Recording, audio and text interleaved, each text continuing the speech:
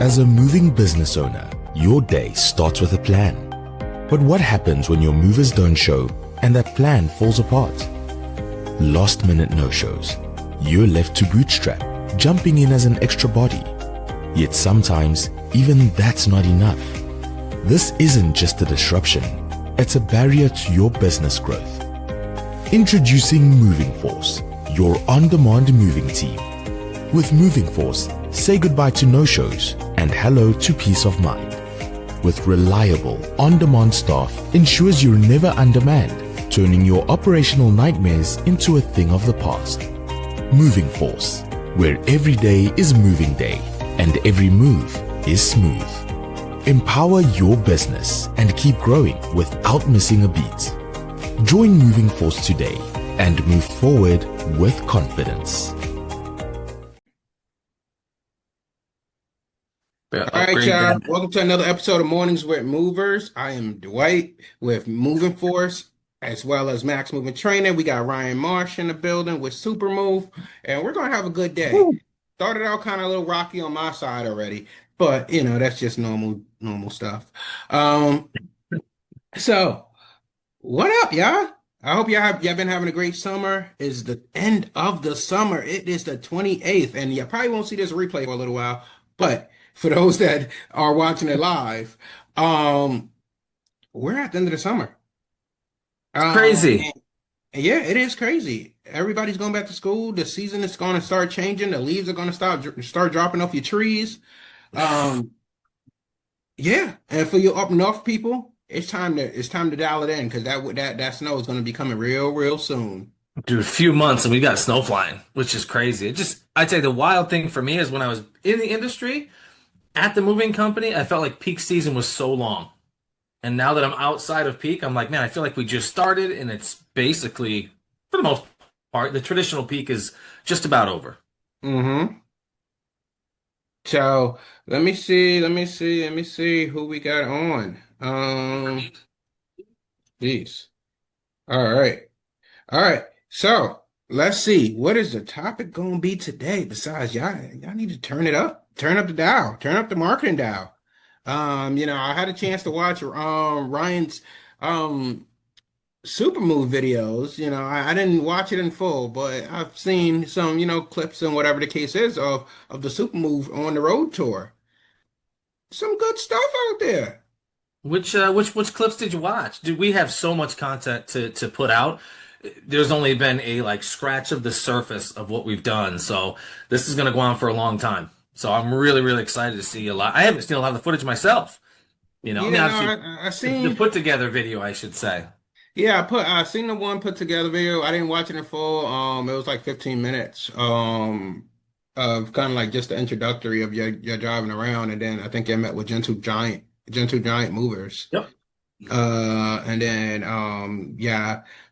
kidnapped Mr. Omed or whatever the case is from Oded, yes, so Deanne Van Lines. That was a lot of fun. That was just literally, man, we didn't necessarily have a crazy plan going in. We're just gonna pop in and say hi to Oded and give him a high five, maybe take him to lunch or something like that. And I got this crazy idea kind of last minute. I'm like, hey, let's see if we can just kidnap him in the van and drill him with questions and not let him out.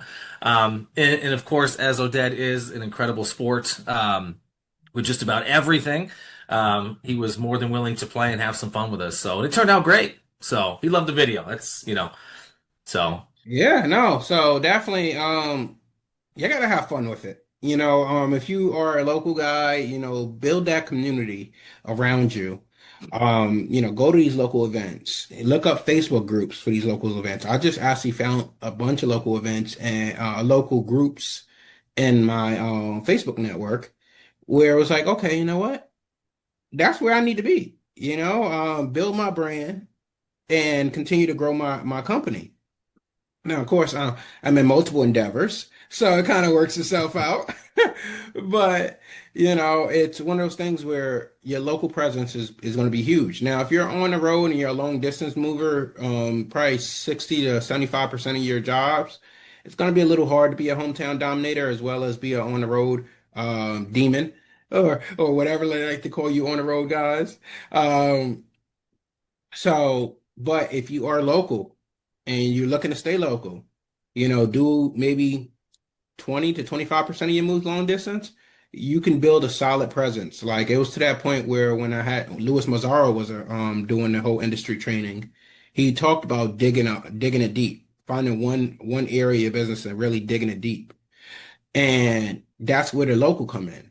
Local, you can make so much money. Yes, you have to have sometimes you might have to have a lot of volume.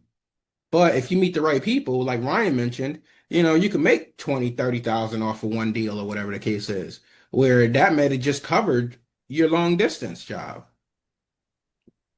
So why deal with all the headaches and the missing and the putting all the pieces together, driving long distance, and oh, your truck break down. Oh, you got to figure out hotels. Oh, you got to figure out how you're going to feed your guys if you're doing per diems. Whereas you can, hey, these guys got home at a reasonable hour the same day, and maybe you got a 2 or 3 day project, and you know that, hey, you're only minutes away from the location if you have to pop in. We used to struggle with customers' item size and weights and the cost for inaccurate estimates. And we also ultimately had to cancel some jobs. It was when we found Live Switch Contact. Their video tool for quoting changed everything. We saved $5,000 in the first month alone. And our only regret is we didn't try them sooner.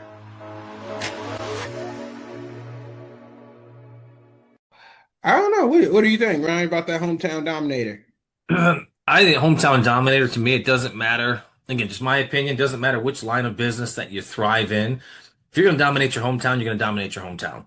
And I still think you can still be a hometown dominator and still crush the interstate. You can be a hometown dominator and crush the commercial, local, speccomm, international, any of that. I just think every company should be dominating their hometown. Personally, you should be active in your community. You should be everywhere and all over. I mean, and if I was a moving company, I'd go out in the streets. I actually did this when I first started in the moving industry. I went, and again, mind you, the company I was working at the time was around for 100 years. There was another company in town that was around for 102 years at the same time. And every time I was out, and this is when nobody knew I transitioned to the moving world, I asked everybody, hey, if I'm looking for a moving company, who do I call? And everybody I talked to, dude, never mentioned my company I work for. Never once. They always mentioned the other company across the street. And that hurt. That was like a kick to the freaking gut to me. And I'm like, how have we been around for 100 years in this local community? And we're talking a town that's got 45 to 55,000 people, like very small. Everybody knows everybody here for the most part, right? Especially if you're in some type of business. All the business guys know the business guys, and ladies, I should say. So I took that to heart. I'm like, how does nobody know who we are? We do a damn good job. We've got some of the best crews. Our company culture is, how does nobody know who the hell we are? And I just took that to the next step, and I just started going everywhere. I mean, my car was labeled. I had the logo on I was everywhere, man. The chambers, the games, the events. It didn't matter what it was. And slowly, it took a couple of years, but repeating that same thing I did when I first joined, I'd go out in public again, at the local restaurants, bars, whatever, functions, and say, hey, I'm looking for a moving company. Who would y'all choose? Who do I call? And it was at that point, we got about 50% of the answers. And I was like, okay, we're working. And then fast forward 2 years later, asked that same question again, and it was predominantly us, which was a really, really cool feeling. But it took a lot of hard work. I leveraged every relationship, every aspect of chamber, community groups, you name it, and it blew up. And it absolutely increased my business. And it didn't cost anything. I think that was I say it doesn't cost anything.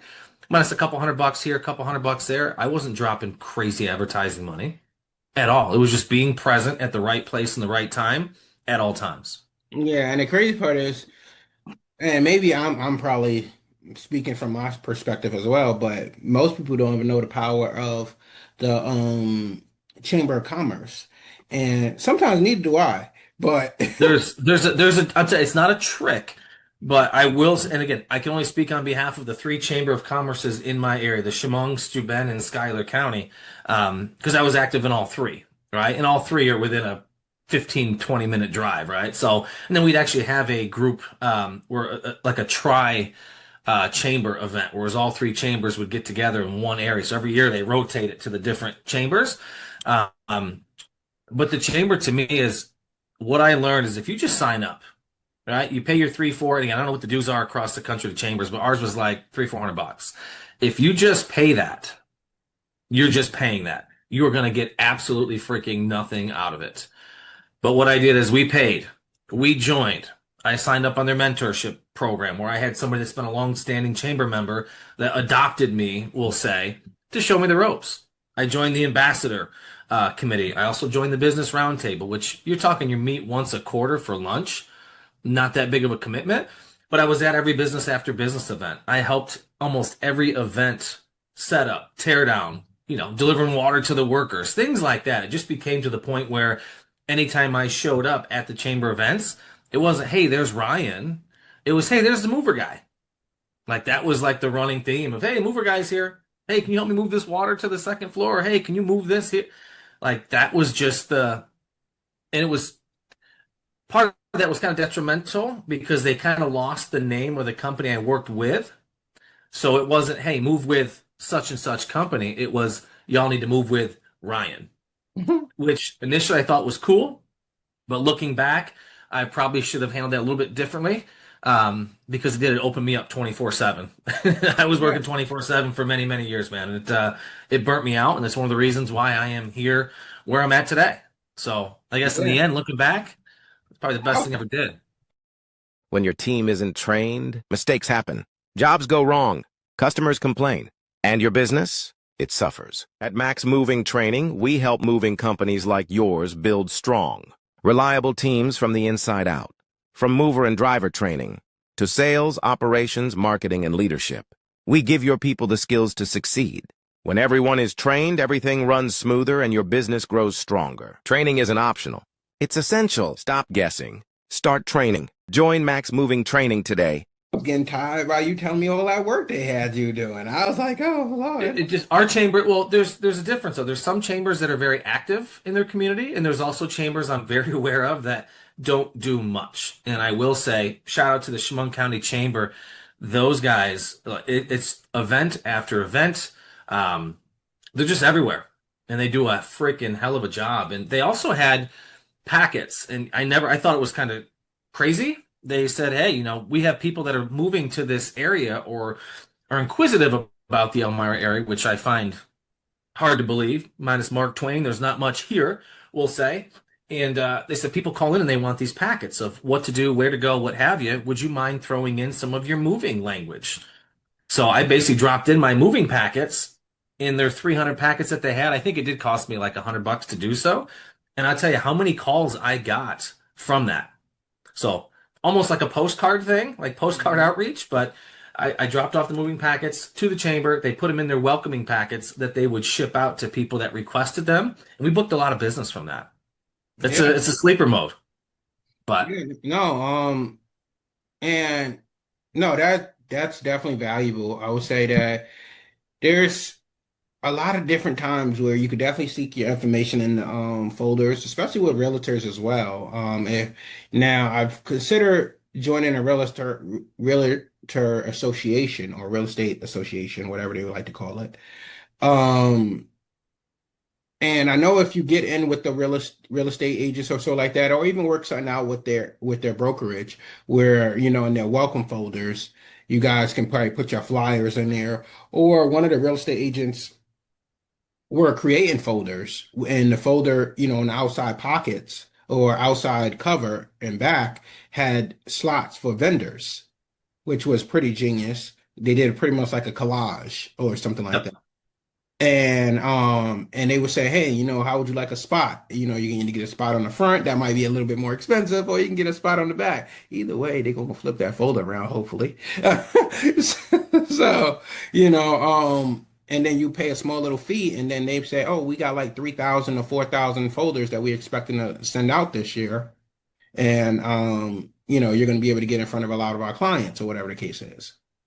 Did we yield the return we wanted to yield from that? I don't believe we did. But you just never know. You got to kind of put yourself out there to play the ROI game. just, because you just never know. We tried courses as well by being on the scorecards. Yeah. Again, we didn't yield very many results with that. And, you would think that they would say that would be more of a high-end client. But yeah, no, they didn't yield very many results out of that either. We even thought about we got a hometown baseball team, and we thought about putting our banner up in the back so when all the fans come to the game and they get a lot of attendance, that they would have seen our name. They would have probably thought that maybe hey, we were interested, and they would probably called us. But we didn't try that. We didn't try that one because we knew that would be like at least a few to $4,000 or something like that. It was like, Yeah. So we looked at basically what our ideal customer looked like and where does our ideal customer hang out? What do they do? What do they buy? Where do they go? All that fun stuff. So for us, we did not necessarily sponsor at our hometown baseball place because honestly, the clientele and the type of I gotta be careful how I say this, but let's just say the clientele that goes to these games was not our ICP. Now, there might be a couple anomalies that show up that, yes, they do need moving services. They have the funds to leverage a full service moving company. But predominantly the folks that showed up, it wasn't our space. But where we were successful real estate agents, it wasn't the packets. It wasn't, um, it wasn't the packets. It was more or less providing education awareness to the real estate agents about what it takes to have a successful move.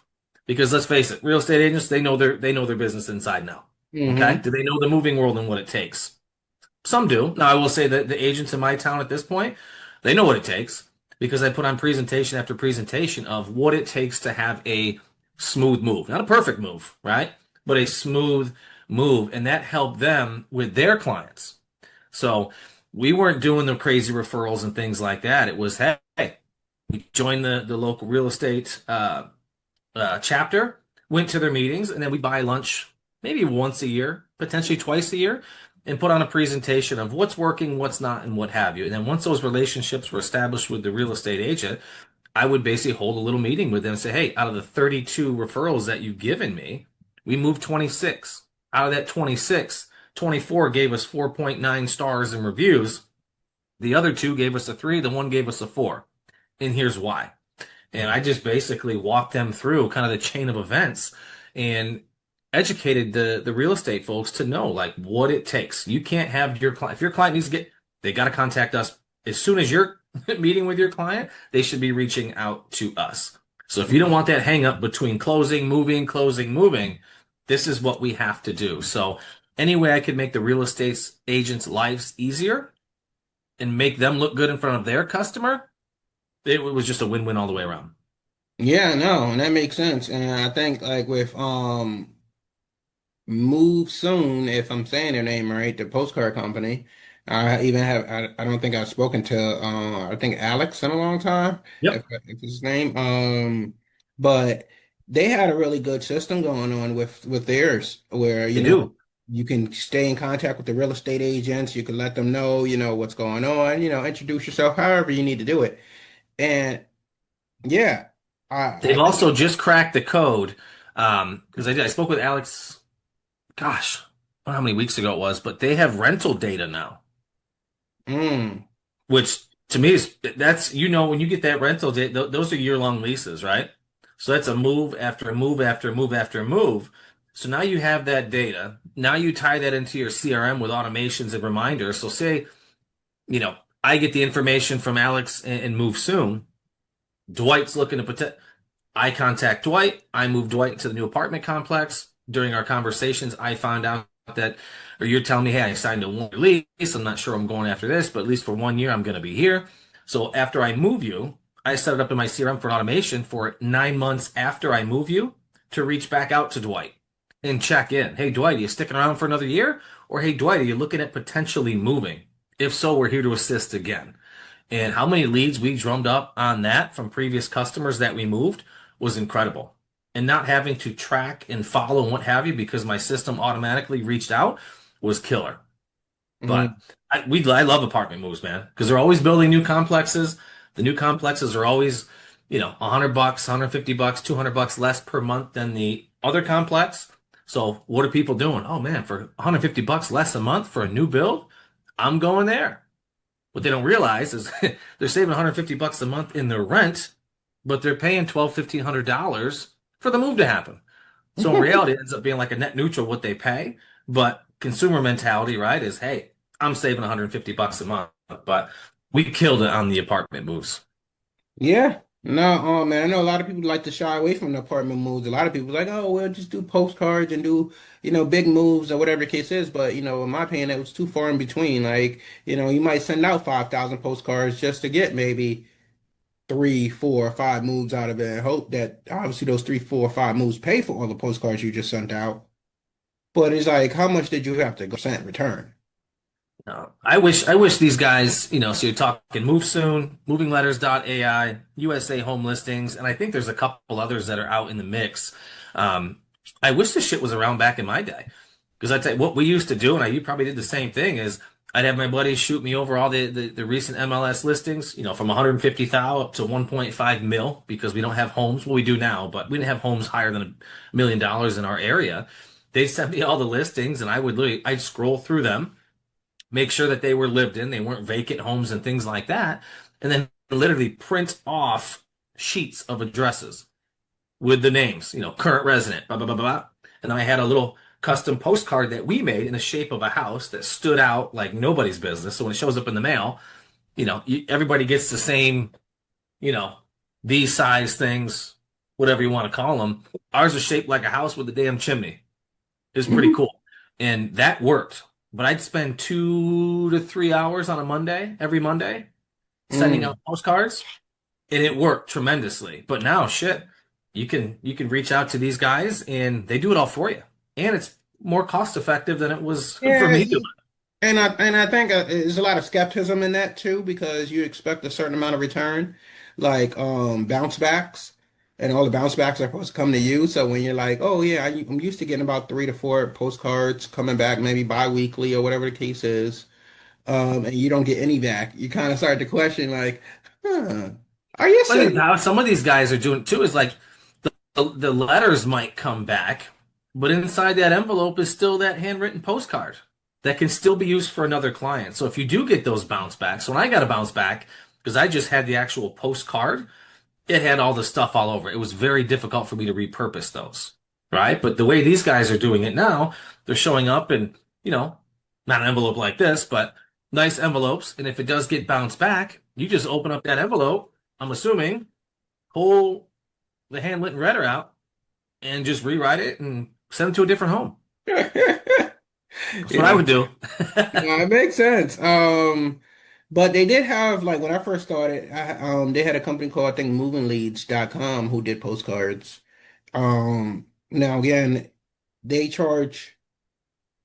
I think they charge based off the piece, the number of pieces they sent out weekly. So it kind of got kind of pricey or whatever the case is, because it was like, oh yeah, well, we're gonna send X amount of pieces this week, X amount of pieces next week. So it was like never like a consistent, amount, and they would just send it to all of the new depending listings or whatever the case is. So it was a little challenging. And then again, that you wouldn't see the ROI right Mhm. away. One of the companies, what I really like, because my question was, if I'm paying someone $1,500 a month, $2,000 a month to send out, or even more, right, 4 or 5K a month to send out postcards, how do I know that those postcards are going out? How do Hmm. you know, right? Like I'm not physically going to all these homes to make sure that shit lands in the mail. How do you know? And what I will say is there is one company that literally, when they send out, they are pushing that information to you. They're showing you the cards. They're taking a picture of the postcards they're sending out on your behalf and sending that to you as verification. Which I'm like, wow, it's a pretty cool idea. Yeah, no, Now, that does make sense because I think they just used to send me a receipt with the breakdown of, the itemized cost of, hey, how many leads went out, how much you're paying for this period, and yep. that was the extent of it. But to have that But this back, stuff takes time. Like yeah. people, I just had a conversation yesterday with a guy who's, they're booking about 65% of the leads that come in. One, their pricing's low, I would say. It's why they're booking what they have. But he is looking for leads. I need them now. This is urgent. It's this. And, helping the guy out. But I'm just telling him, like, there's no magic light switch. right? Anything that you do is going to take time. Your SEO is going to take your mark 60, 90 days before you truly start seeing some traction. So you got to have a little patience with this as well. I mean, if you send out 50, $100 a month on postcards and expect to get 10 grand worth of business within a week of sending postcards out, it's happened. Don't get me wrong. It will happen. But that's not normal, right? It's Hmm. going to take time. So you got to have a little bit of patience and you got to test multiple different channels as well. You can't dive all into postcards and leave out PPC and all these other. You have to have a little bit kind of spread out all over, find what's working, and then double and triple down on the things that you're getting results on. But you got to track it too. So Yeah.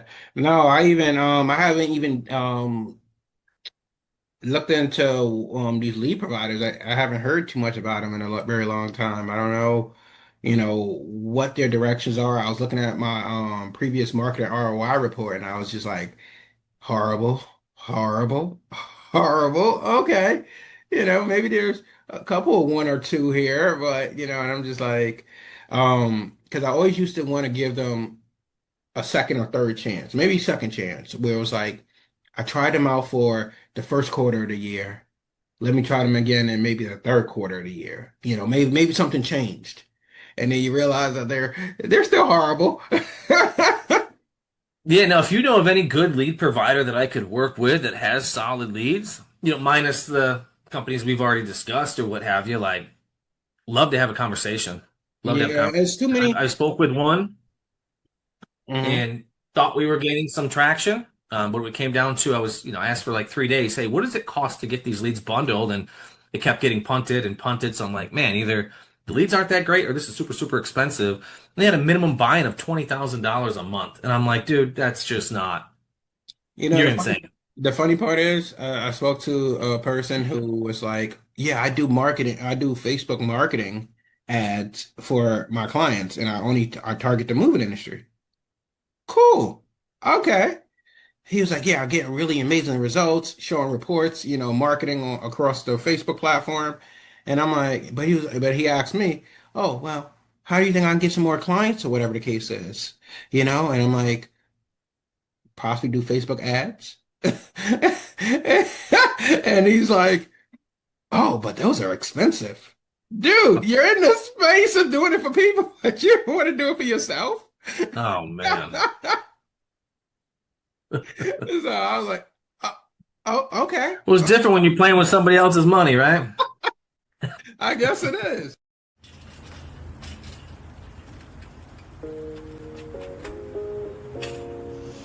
All right, guys, my name is Brandon. I'm with Max Move Management, and here's 11 steps on how to have a perfect move.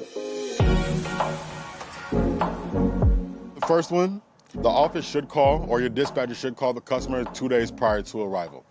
The reason for this is just in case the customer has a closing on the house, maybe they weren't able to secure, a babysitter for the child or a pet sitter. You definitely want to call 2 days in advance.